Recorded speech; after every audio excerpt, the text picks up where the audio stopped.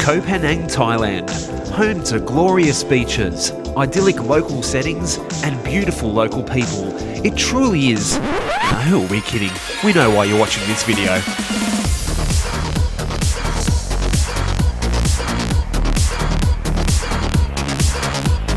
The Full Moon Party has earned its reputation as one of the wildest, craziest parties on earth. It's also earned its critics, who say that the party is out of control, a leviathan from the bowels of Hades, hell-bent on shattering every life that comes into contact with it. A hidden island paradise where come the full moon. Frightening. Anything goes. No limits, no rules. It's destroying the lives of Aussie kids. But how safe is it to actually go? Is it really as bad as your mothers make out, or is it simply a great party? G'day, I'm Jesse Perez from the World Nomads Travel Safety Hub. I realised I had the best job in the goddamn world when we decided to ship our crew over to Koh Phangan to get a proper, unbiased report from the ground.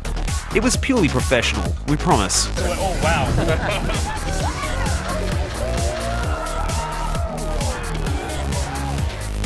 Safety concern. Motorbikes. Danger level high. One of the first things we noticed were how many people were riding around on motorbikes, and what was even more concerning was how many people were bandaged up as a result of falling off them. It was insane. I just literally went to the sharp corner and I didn't see it, and I just tried to turn, and then the front wheel went and just slid down the road. What advice would you give to people who are going to get on the motorbike when they come here?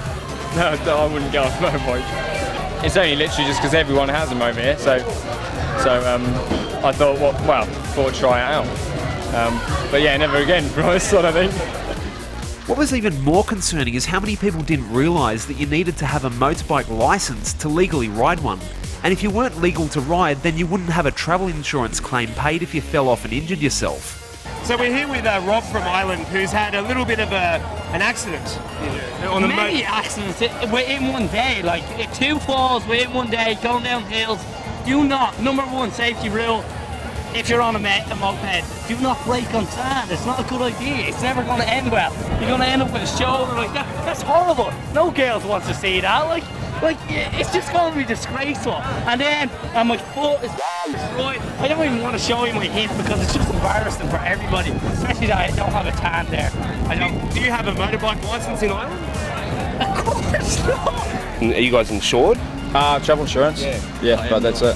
So one of the things though is if you don't have a motorbike licence and you come off, you're actually not covered. Yeah. Well, that's. Yeah. Did you know that? I didn't know that. No. Yeah. I think a lot of people don't actually know that they wouldn't be covered if they're riding bikes. So Small print in the insurance.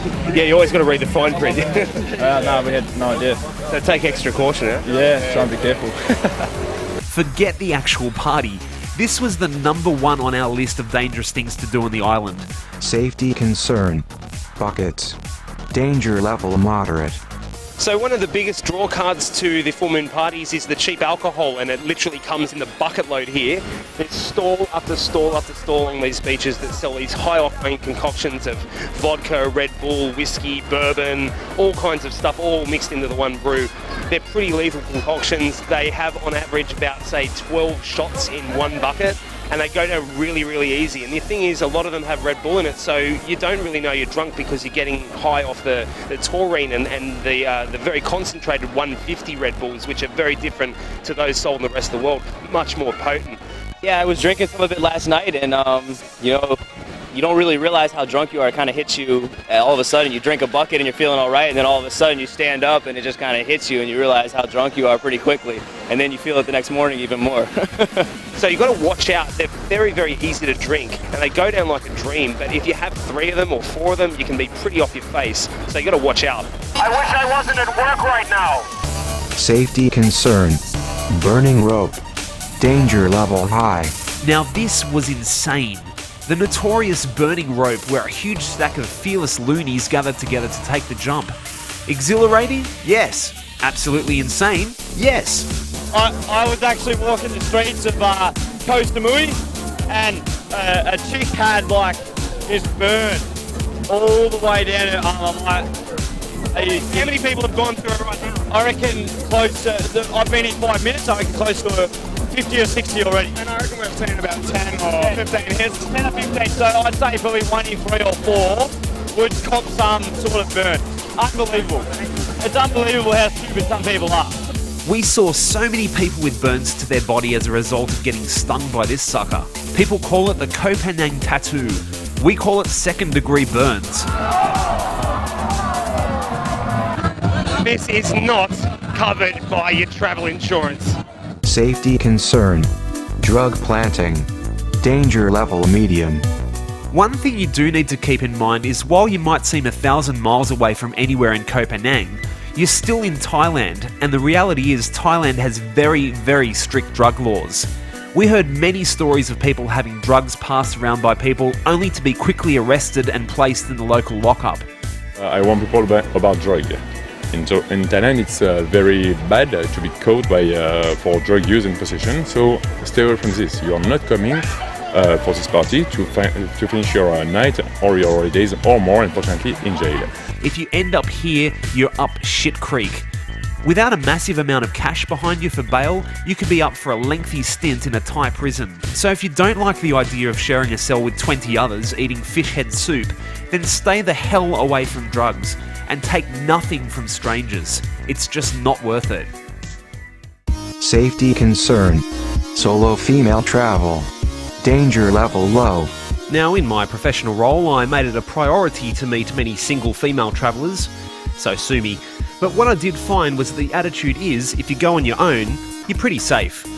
Do you feel safe in a place like this? Safe? Sure, yeah, of course. Because many people, like controversial and sensational media, say this place isn't safe to come to. What would you say to that? I have to say, I didn't bring a bag, I didn't bring a camera, didn't bring a phone. I know where my hotel is.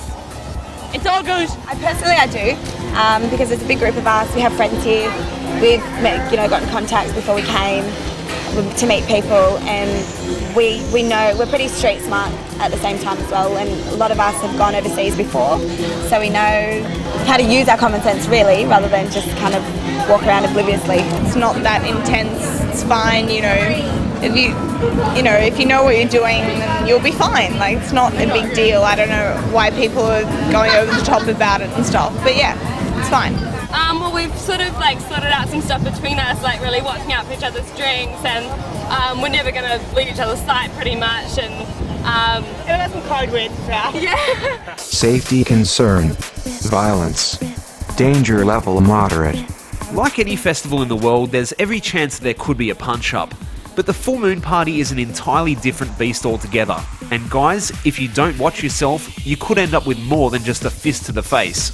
So we're here with Brad from Western Australia, and he had a bit of an interesting evening last night, to say the least. Yeah, it was pretty interesting. What happened? I don't remember too much, but after my first bucket, I don't know if something was put in there or what, but I don't remember anything after that. From what my friends tell me, I was passed out on the beach, the tide washing up in my face. My mate came and found me, luckily, because there was a group of guys around me just laughing, but he came and found me, and I was 3 big wounds in my back. Yeah. I don't know if I've been stabbed by a knife, bottle, what's going on, but lucky my friend was there, because otherwise what could have happened, The water could have washed up, drowned me, I don't know.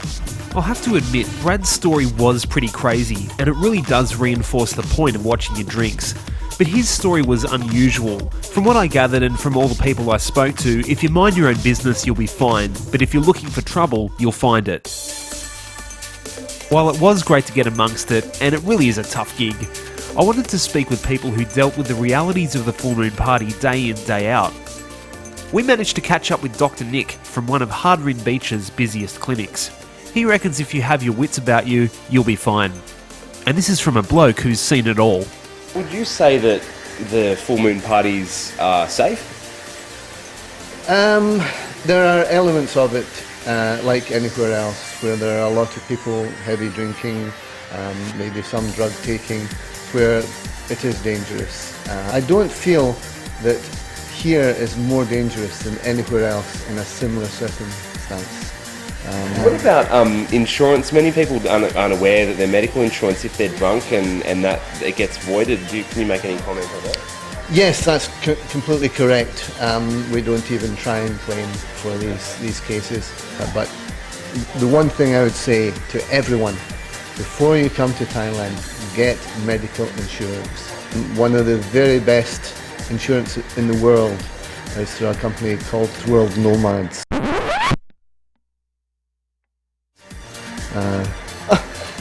World Nomads. Where we're from. Yeah, well, very good. Well, World Nomads has two really good things about it.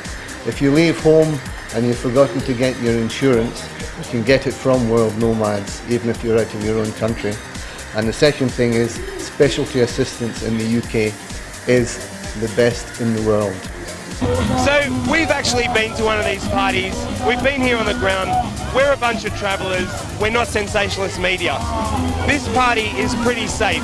Sure, you might have fire swirling and rope burning and buckets and the occasional pickpocket, but for the most part this thing is pretty safe.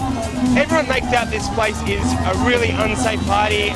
We've spoken to people on the ground who act as medical and to tourist police, and they say themselves that this party is fine. You just need to take a few precautions and you'll have a good time. Follow me! And we're all staying safe. The people have spoken.